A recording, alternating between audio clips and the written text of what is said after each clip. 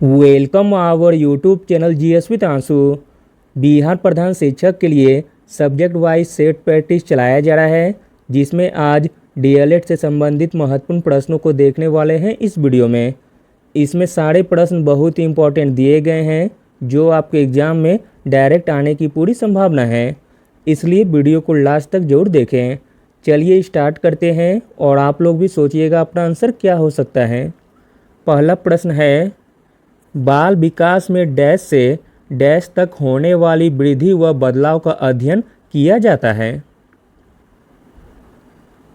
तो दोस्तों, बाल विकास में गर्भधारण से किशोरा अवस्था तक होने वाली वृद्धि व बदलाव का अध्ययन किया जाता है।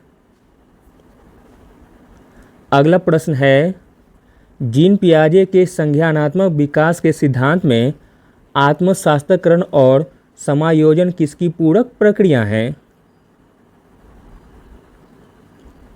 जीन पियाजे के संज्ञानात्मक विकास के सिद्धांत में आत्मशास्त्रकरण और समायोजन पूरक प्रक्रिया है अनुकूलन की। Option number A. अगला प्रश्न है, बच्चों के सीखने के संदर्भ में जीन पियाजे डैश को जबकि लेवागोस्की डैश को महत्व देते हैं। बच्चों के सीखने के संदर्भ में जीन पियाजे महत्व देते हैं परिपक्वता को, जबकि लेवागोस्की महत्व देते हैं सांस्कृतिक उपकरण को। अगला प्रश्न है, राष्ट्रीय शिक्षा नीति 2020 के अनुसार शिक्षा को किस पर बल देना चाहिए। राष्ट्रीय शिक्षा नीति 2020 के अनुसार शिक्षा को बल देना चाहिए संकल्पनात्मक समझ को। Option number A. अगला प्रश्न देखते हैं, बाल केंद्रित कक्षा में अधिगम मुख्यतः किस प्रकार होता है।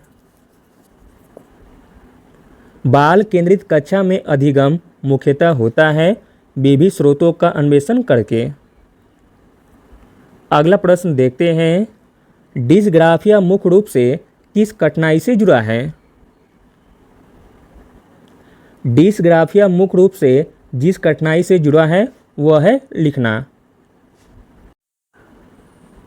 अगला प्रश्न है, एक शिक्षक को ऐसी गतिविधियों की योजना बनानी चाहिए जो शिक्षार्थियों के बीच डैश उत्पन्न करती है। एक शिक्षक को ऐसे गतिविधियों की योजना बनानी चाहिए जो शिक्षार्थियों के बीच जिज्ञासा उत्पन्न करती है। अगला प्रश्न देखते हैं, किसी विशेष कार्य को कैसा करना है, इसके ज्ञान को डैश कहा जाता है। किसी विशेष कार्य को कैसे करना है, इसके ज्ञान को कहा जाता है प्रक्रियात्मक ज्ञान। Option number D. अगला प्रश्न देखते हैं, निम्नलिखित में से कौन विद्यार्थियों के बीच सार्थक अधिगम को बढ़ावा नहीं देता है। विद्यार्थियों के बीच सार्थक अधिगम को बढ़ावा नहीं देता है वह है निष्क्रिय अवलोकन। अगला प्रश्न देखते हैं, अवधारणाओं की प्रस्तुति का क्रम निम्न में से कौन सा होना चाहिए। अवधारणाओं की प्रस्तुति का क्रम होना चाहिए सरल से जटिल। अगला प्रश्न है, निम्नलिखित में से कौन सी दोहराव और कर्मकांडीय व्यवहार की विशेषता है।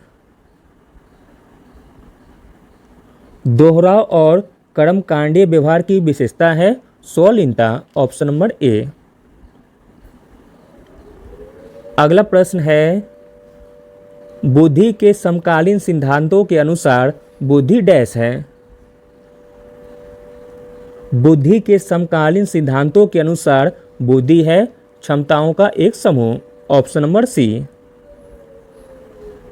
अगला प्रश्न है, पियाजे के सिद्धांत में एक समय में किसी वस्तु की केवल एक विशेषता पर ध्यान पाने की प्रवृत्ति को क्या कहा जाता है। पियाजे के सिद्धांत में एक समय में किसी वस्तु की केवल एक विशेषता पर ध्यान दे पाने की प्रवृत्ति कहा जाता है केंद्रीयता। Option number A. अगला प्रश्न है, पर्यावरण और आनुवांशिक कारकों की परस्पर क्रिया किसके लिए जिम्मेदार है? पर्यावरण और आनुवांशिक कारकों की परस्पर क्रिया जिम्मेदार है शारीरिक के लिए, सामाजिक और संज्ञानात्मक विकास के लिए। अगला प्रश्न है, लेव व गोस्की के अनुसार सीखने का आधार क्या है? लेव व गोस्की के अनुसार सीखने का आधार है सामजित अंतःक्रिया। अगला प्रश्न है, लिंग डैश है जबकि जेंडर डैश है। तो दोस्तों लिंग है जैविक जबकि जेंडर है सामाजिक संरचना।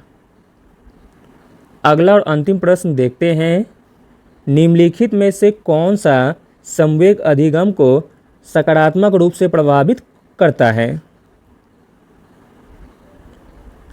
संवेग अधिगम को सकारात्मक रूप से प्रभावित करता है वह है आशा। Thank you.